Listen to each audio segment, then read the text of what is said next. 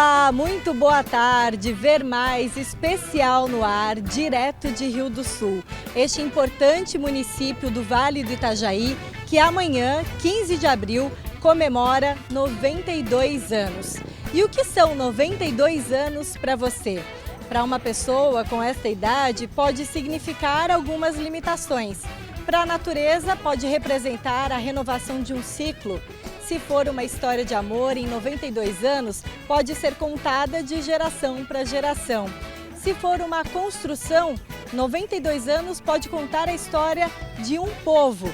Decidimos visitar o passado, presente e futuro de Rio do Sul. Uma viagem no tempo que começa a partir de agora. O Ver Mais está no ar.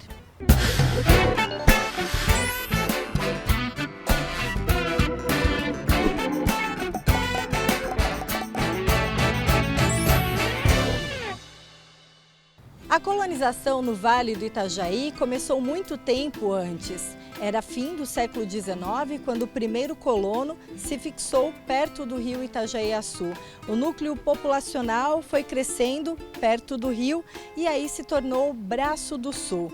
Depois chegou a ser chamada de Bela Aliança e em 1931, oficialmente de Rio do Sul. Mas quem me ajuda a contar detalhes desse passado é a historiadora Kátia Dagnoni. Boa tarde, Kátia. Como a gente pode definir esses ciclos do passado de Rio do Sul? Boa tarde. Bom, então podemos iniciar com os habitantes originários, que são os indígenas, Caigangue, Guarani e Xoclém, que esse local do Alto Vale do Itajaí era o local de coleta, a moradia dos indígenas. Então, o doutor Blumenau, no início, achou que os indígenas iam se afastando, ia colonizando aqui o local, eles iam se afastando, mas aconteceu muitos encontros e desencontros nesse período. Ele se interessa já em 1863 pelas terras do Alto Vale para fazer essa ligação com o Planalto, o transporte das mercadorias, das cargas, os tropeiros com os seus animais. Então é quando o M. Odebrecht faz essas expedições, 1863, 64 e 67. Leva as informações para o Dr. Blumenau, eles fazem um traçado, um mapa para a venda dos lotes. É quando então se inicia, no início de 1890, e Francisco Frankenberger se interessa, Francisco Frankenberger, que veio da Alemanha, no início se fixou em Blumenau. Ele faz a aquisição desse lote de número 72, no hoje então bairro Bela Aliança, onde se dá início então a nossa colonização. Essa história, que começou com os indígenas, tem outros marcos importantes e a gente vai entender melhor aqui, conhecendo o Museu Histórico de Rio do Sul. Vem com a gente.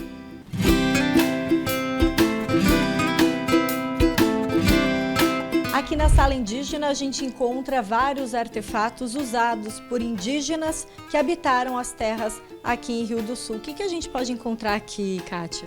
Nós encontramos o material lítico, que era usado como ferramenta, as pedras, as pontas de flecha, lanças e também o artesanato atual, que hoje é fabricado pelos indígenas da terra indígena Ibirama. E como uma forma econômica, esse artesanato é vendido. Aqui a gente consegue mostrar para quem visita o museu essa grande variedade para usos diversos.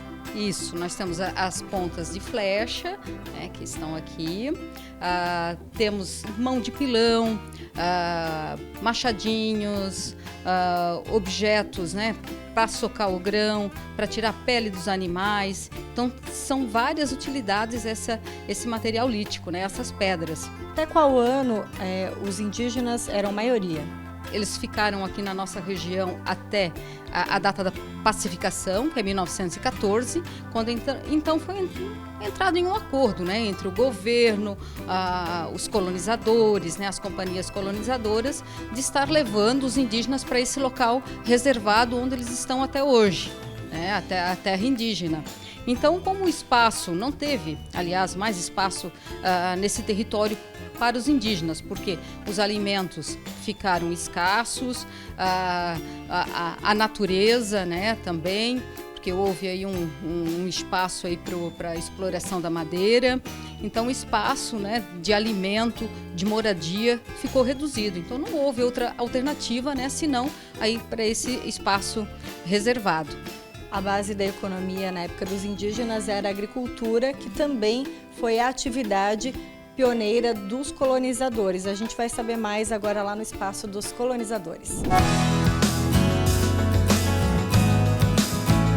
Nesse espaço nós temos os objetos dos imigrantes e seus descendentes, bem como os imigrantes descendentes de italianos, de alemães, portugueses, os afros e também outras etnias que foram chegando com o desenvolvimento da nossa cidade. A gente encontra aqui, por exemplo, objetos usados na agricultura. Isso, são os objetos usados na agricultura, no ciclo da madeira, como as serras, o carro de boi, os instrumentos para fazer a plantação, as carroças, né, que são as rodas das carroças, os selim dos animais, alguns objetos para ralar a mandioca, para moer o grão, para fazer o torresmo, né, que era bastante apreciado ainda hoje, para moer o milho. Então são vários objetos, né, que os imigrantes, seus descendentes, trouxeram, né, aqui para a nossa região. Muitos desses objetos, né, vieram, né, exatamente de outros países também. Quais eram os hábitos das famílias de colonizadores nesse período? Bom, os hábitos, muitos foram trazidos de outros países também, né? Como a culinária, né? A polenta, né? Os descendentes de alemães como o repolho, né? O marreco, a cuca, né? A cuca de farofa, então são vários, né, os costumes, né, da língua. Então a gente ainda encontra em alguns bairros hoje né, as pessoas de mais idade que falam o alemão, o italiano, né, cultivaram a língua, que foi passando também para os descendentes. Né, então isso é bastante interessante, né?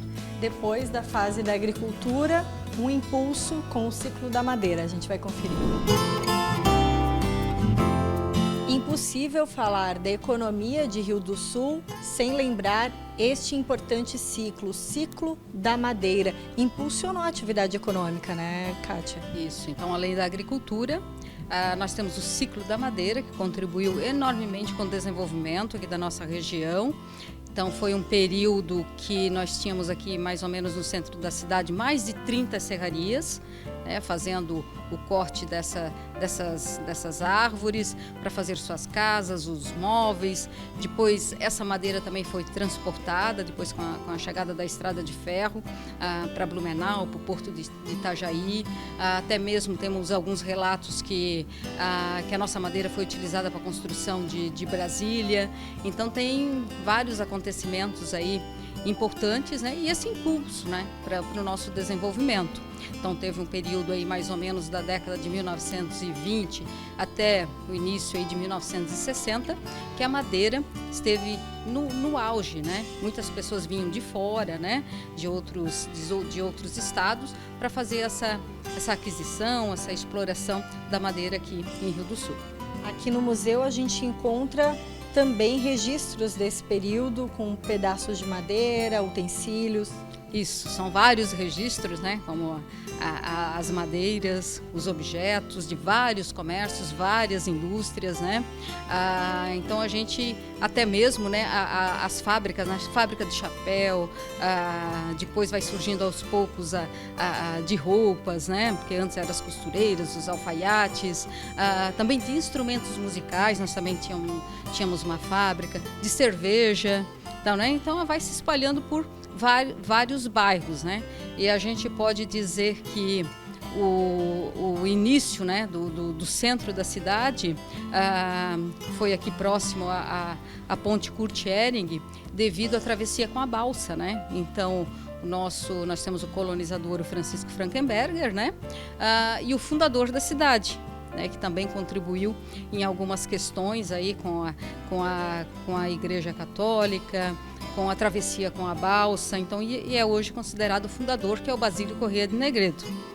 A gente encerra o passeio aqui no museu falando de uma fase importante de Rio do Sul que tem relação com esse prédio aqui, com o prédio do museu.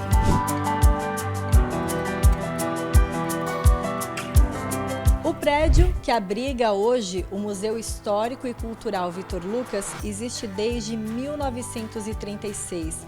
Aqui é uma das 4 estações de trem, estação de passageiros aqui da antiga estrada de ferro. Muita coisa é daquela época, inclusive aqui a parte da bilheteria. Aqui o passageiro chegava e adquiria o seu ingresso, o seu bilhete para embarcar. Depois, na hora de embarcar no trem, precisava carimbar. E na saída também. Kátia, Rio do Sul fazia parte do trajeto da estrada de ferro. Isso mesmo, a construção da estrada de ferro já teve início em 1909 e chegou em Rio do Sul somente na década de 1930, devido à construção, né, na Piúna, em Ibirama, né, um local bastante difícil de construção. Então ele chega no início da década de 1930 e a primeira estação é no hoje bairro Bela Aliança, pois não, que era a estação de passageiro e de cargas. Depois aqui próximo nós temos também a estação somente de cargas e aqui a estação de passageiros, né? E também tem uma curiosidade que o chefe da estação morava no 2º piso dessa estação. Era a residência do chefe da estação. Essa estação foi desativada em qual ano e quais as atividades passaram a funcionar aqui? Bom, ela foi desativada em 1971, foi o último apito do trem foi no dia 13 de março de 1971 e ela então iniciou as atividades municipais. Funcionou um museu fotográfico, a Casa da Cultura com vários cursos, né? Cursos de artesanato, de dança, de teatro e depois o Museu Histórico com novas instalações e o Arquivo Histórico também. Então hoje ela abriga somente o museu com um novo contexto, um novo projeto museográfico, né? Então o nosso museu conta a história dos indígenas, da nossa colonização, das famílias, né? E vários contextos aí do desenvolvimento da nossa história. Kátia, aqui o visitante pode embarcar mesmo nessa viagem, até com um bilhete na mão, e tem outros itens, tem a roupa usada antigamente, roda. Isso mesmo, tem vários objetos, né? São os objetos originais, né? Todos preservados, conservados, né? O traje do chefe da estação, até mesmo alguns dormentes, né? Alguns dormentes que foram utilizados no trajeto aqui de Rio do Sul. Temos o teodolito, que era usado pelos engenheiros na construção, né? Com os trilhos. Pregos, né, para fixar esses trilhos, as máquinas de escritório, máquina de somar, de calcular. Temos o espaço aqui também do telégrafo. Tem vários objetos, né, vários objetos aqui que podem levar aí e refletir aí todo esse tempo. Kátia, obrigada por esse passeio pela história de Rio do Sul, pela história do Vale do Itajaí. Nós que agradecemos pela oportunidade e o nosso museu está aberto para visitação e para o conhecimento da nossa história, para essa reflexão. Oi, Vanessa, eu estou chegando por aqui para trazer mais informações relacionadas à cultura da capital do Alto Vale, porque é impossível a gente falar de Rio do Sul sem lembrar aqui da Fundação Cultural. A Fundação Cultural completa 34 anos em agosto deste ano. O João vem para cá todos os dias há uma década. Hoje, ele é professor de bateria e percussão e tem orgulho de fazer parte dessa história.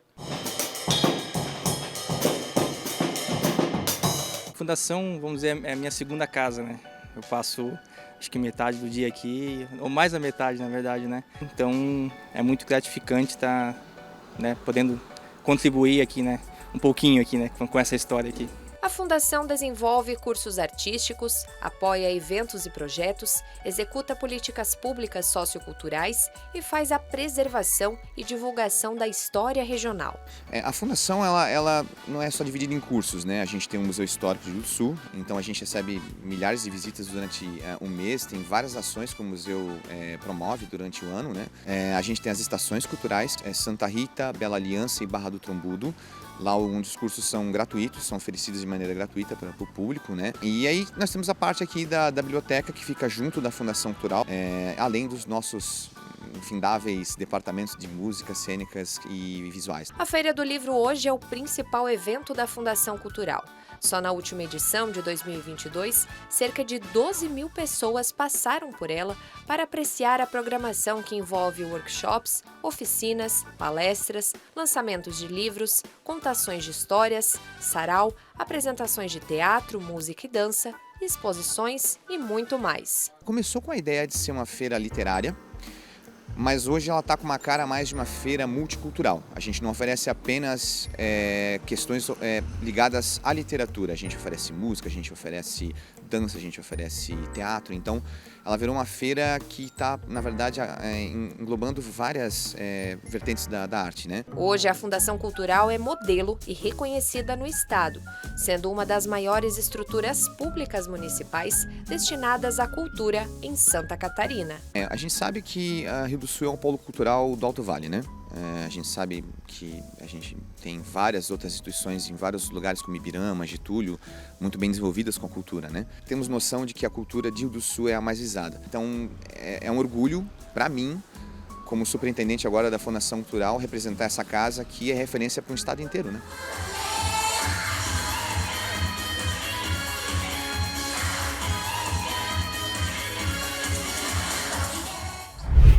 A seguir, vamos visitar o Presente de Rio do Sul. Uma entrevista com o prefeito José Tomé para saber como está o desenvolvimento da cidade, o que está sendo feito em prol da população e a programação de aniversário. Eu volto em instantes.